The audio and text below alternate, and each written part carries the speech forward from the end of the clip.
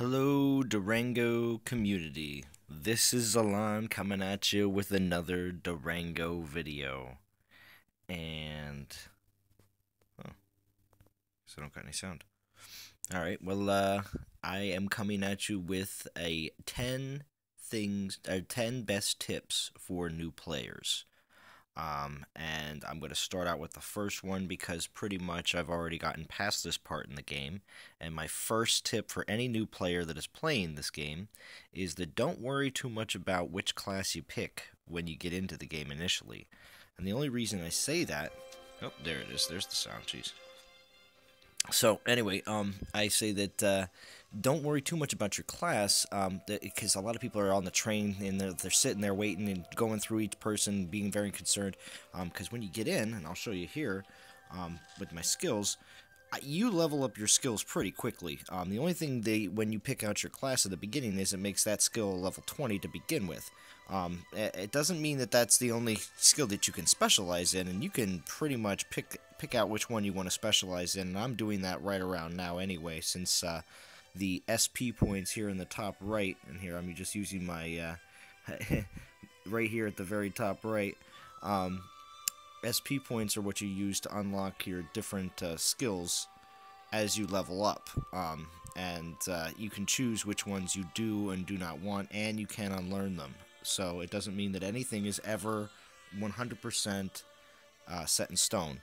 So it is nice that you can change things around. So again, do not worry about which class you pick. You can, decide on what you really want to specialize in later in the game. Number 2, the major thing: do not build very close to other people. Okay? You see here the blue outline of my domain. And in the top map, here on the right, you can see the other boxes of other players' domains in the brown. And as I walk up here, I mean, they are pretty close. Chewy is close to me, but there's enough room in between us of like one box at least. And I have all this area down here to expand, and even above me. So, I mean, I do have enough room right where I'm at for me to feel comfortable, but some people build like literally right next to each other, and sometimes that can be, and I'll show down here as I go down to some other clan members that are very close to each other in vicinity. It can be a little, now these guys are in the same clan, but some of the people next to them are not, so it can be a little tight. And you want to have enough room to expand later in the game. I mean, there's a lot of things to build, and you need to have room for it. So you want to make sure that you build not too close to other players. Alright, number 3. Build a courier warp hole as soon as possible. Courier warp hole is right here. It is buildable very early in the game. And I'll bring it up here. It is in the... Nope, not this one. There it is. And like I said, it's buildable very early in the game, but just need to strap a wooden stick, a wooden pillar. Nice thing is, too, when you want to look and see what things are, where to find them, like how to obtain here at the bottom, as you see, or exactly what level it requires. This is just level 1 or higher, so a lot of times if it does require a certain level, when you switch over to something like this, as you see, trimmed wood plank, level 25, it has to be level 25 or higher. So some of the things that you get farther on in the game do require certain leveled items, but your basic stuff, such as the courier warp hole, only requires level 1 or up. So, but the courier warp hole allows you to, when you go to the other unstable islands, which I'll show a map here very shortly. The unstable islands, of course, they allow you to go and obtain items of higher level than here on the stable island where you built your main domain. So when you go to those unstable islands, you want to be able to send stuff back without having to actually travel back. That is what the courier warp hole does. And you get to a place in the base camp of the unstable island, and that is where you can send items back. Now, they do take time. As I click on it here, I can show you. When I click take out, the items here on the top of the warp hole actually, as they are coming in, do take time to get here. And it is nice that it's a space of 80. Now, some items are larger than just taking up one spot, so you do have to take that into account. But yes, it is pretty cool. It is a way to get stuff back to your domain without having to constantly run back all the time. Very cool aspect. Something that you should definitely make sure you do as soon as possible. Number 4, get to building skill level 20 as fast as possible. Now, this is all specifically a skill building level 20. Reason. 2 major reasons. Small box, which has double the size capacity, plus like a couple more spaces. It's like 46 or something like that. Then the basket, which you can build immediately as soon as you start the game. So as soon as you get to building level 20, you're able to build small boxes. Do that, because otherwise you wind up with your base domain with like 30 baskets. It gets really annoying and really crowded. So as soon as you get to builder level 20, that is one thing that is great. And then the second thing is going to be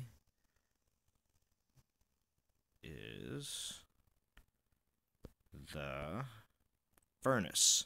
The furnace is a constant fireplace, and I'll show it here in my domain here in a second, that is always lit and doesn't go anywhere. The one thing that you constantly use all the time in the very beginning of the game is the campfire. Now there's my furnace right above me there, as you see on the other side. It's right above. Right here. And actually, I have some date soup ready. I was cooking some food. But anyway, yeah, so, and that's the other thing too, that the food that you put on there doesn't disappear or anything like that, so it's great, because if you build a fire in these campfires that you can build, and these are what you can build immediately as soon as you start the game, the campfire, here, bonfire, is buildable, and unfortunately does break down eventually. I'll build one anyway, though. Let's throw some sticks in there.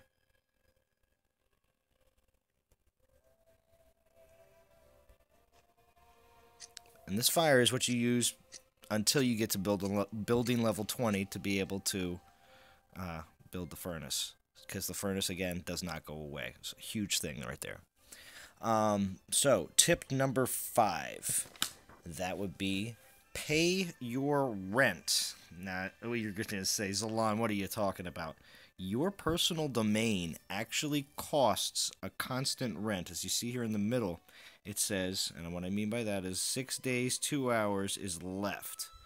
So what happens when you get close, a notification does come up around 2 days and says it's getting close to your, period of, because I put a deposit of 604, and every day 99 comes out. So in 6 days and 2 hours, pretty much that deposit is all gone. If you click extend, I can put more money down and extends my stay for another week on top of what's already in there. Otherwise, this is also the same menu where you can actually buy more property. And as you buy more squares of domain, it does upgrade how much you pay on your weekly cost. It also, too, this is 5,000 a plot. As soon as I buy this, the next plot will probably be like maybe 10,000 or 7,500. They are going up in cost just to buy the plots as well.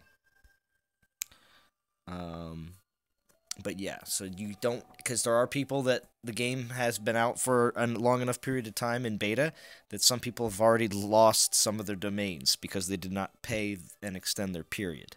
So people are making that mistake already. It is good for the game because there are people that are going to start playing the game and then eventually, decide it may not be a game for them. So we'll clear out areas, which is good. It's kind of an automatic clear out procedure. Number 6. Join a clan as quickly as possible. Reason why. Now, I am in the Non-Toxic Gamers clan. We are, unfortunately, pretty full. Yeah, we are completely full. So, but the good thing about a clan is your clan members can help you with giving you weapons. They can help you give you materials to be able to build things if you need extra help with finding certain materials. They can give you food, which is very important in the game. You constantly need to eat. You need mounts, like your animals. Like if people capture them, they can help you out by giving you one. I did get one ahead of time because I'm really not that good at animal taming yet. So I was able to get one from one of my clan members. Weapons, and armor. Armor is the one other thing too. I was able to obtain from one of my other clan members. So these are all things that certain members may specialize in, especially down the road. So with that in mind, it is nice to be part of a clan. Definitely bonuses all around for that, because also too, as your clan levels up, you do get, like for instance, decrease the number of belongings you lose upon death by 20% here, level 6, which is where we're going to next. So there's things that obviously the clan members benefit from leveling up inside of a clan. So make sure you definitely do that. And more things about the clan is going to be upcoming in other videos as I find out more about them, because there are cool things with the clan domain islands, and also too, and that is here in your domain. We don't have an enclave set up yet, which is when a clan puts a location on a civilized island, which you have to be level 40. And then, of course, and then there's an outpost. So this isn't stuff for really new players, but there's more stuff to come, so I will post that as I come along. All right, number 7. That is, always have some food prepared. Always have food prepared before you go anywhere or do anything. So, like right now, I have... I made some, let's see, I made some soup and some date soup. It's neat. The animations do match a lot of times what you throw in. So things are very specific. So it's very cool. Besides from that, though, I think, this is just some meat. Oh, I guess I could cook some of that up in preparation. So with something like that, you can always make sure when you're around your campsite that you are usually cooking and making sure. Here, I'll smoke some meat.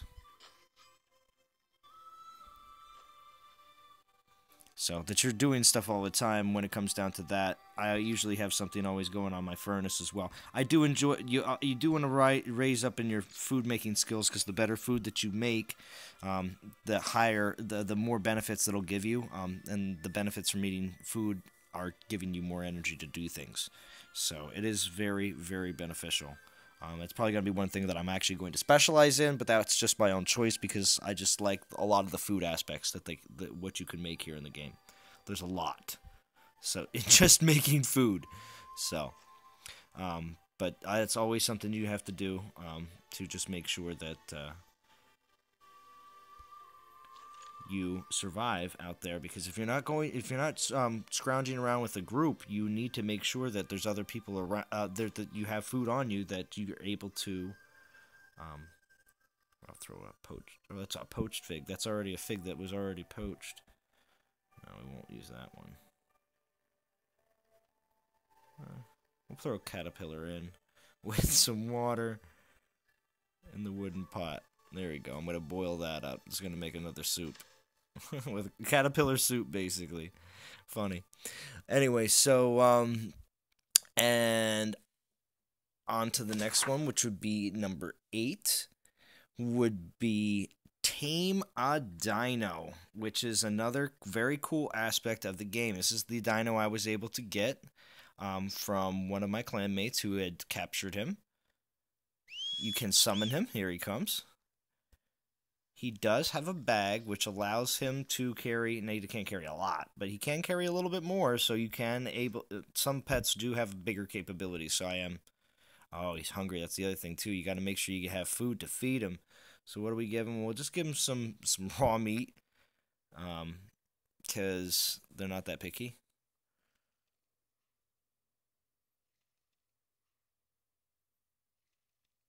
That's right, that's a food dish for him. Alright, you should be good to go. So, and I do have, when you have more than 2, then you have to have stables to put them into. So I built a small stable just in case if I start to acquire more than I actually, more than the two that they allow me. So after you, and the nice thing is, yeah, it takes a lot less energy and fatigue out of you when you're riding around, and you can cover a little bit more area a lot faster, especially in your adventuring. So on the unstable islands. And number 9, and actually here we'll actually go. We're gonna go to an unstable island real quick. Now all I'm doing right now is warping to the. This is something on everybody's main domain island. You need to be able to warp to the local harbor. The harbor is where you choose to either go to another tamed island. I don't typically do that. They're all. Oh, my boil's complete. I'll have to stop back and get it later. I don't typically go to other islands. If I need anything from a level 10 island, I get it from my own island. Other than that, though, you see here we have the unstable islands. 15, 20, 25, 30, and 30. And, ooh, I have a frost island I can go to now. That's pretty cool. But 30, when you go to the higher level islands than your level, you can't stay on them as long as you can. And they also cost more, I think. Yeah, they do cost a little bit more the higher the level. But we'll go to the one that I've been going to, which is a level 25 island. And they do this wonderful cinematic. You can never see anything. It's always very blurry. But these are the last 2 tips.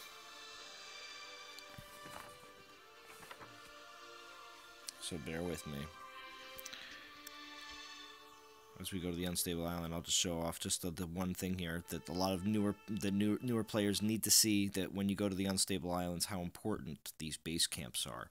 And the base camp is right here as soon as you get in. Oh. Call my mount. There we go. My sweet raptor.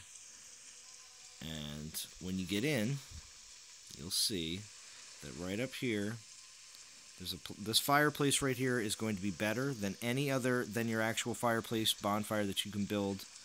So you do regenerate a lot faster energy and stamina and fatigue if you go there.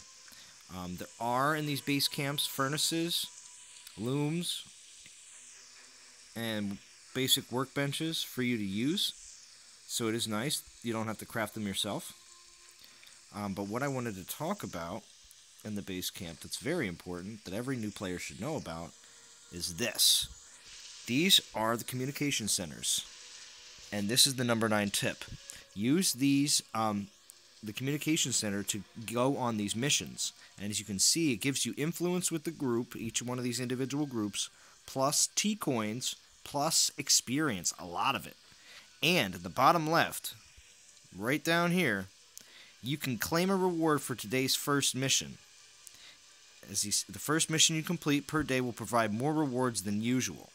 So, it's a huge bonus to be able to do that at least once a day, if anything. But I do a couple missions a day because it's a lot of extra T-coins and a lot of experience when you do these. Plus, missions give you a bit of a direction. So what it'll do is it'll throw you to a certain part of the island, and I haven't even discovered much of this island here yet, but it'll throw you to a certain part of the island, which on your way there you can encounter who knows what. So the missions definitely help you progress. If anything, it helps you find new areas to explore and everything on that certain unstable island. So, and you get a lot of extra bonuses from it. So definitely make sure you do that. And the last but not least, and this is just only because it has to do with when you start not being a new player anymore, and it starts to be time that you need to make decisions. That's around level 24. Now, I'm a little bit higher than that now, so of course, I have had to make a lot more decisions.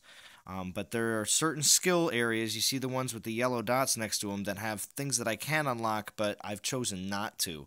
And that's strictly because the certain things I don't want to spend these right up here in the top right, these SP points that you get when you level, and they are your points to put into your different skills. So, and as I progress, I still want to be able to do more things along the way. So, as we hit level 30 and I get the small personal box, I still want to be able to do that as, so there's certain things along the way that you're definitely going to want to be able to save for. So, that's kind of, a balancing act in skills after level 24. So, those are my top 10 tips for new Durango players. And I hope that they help you be able to play this game a little bit easier. Let's do some better dances. There we go. Hua, hua, hua. All right, Durango community. I will talk to you again soon.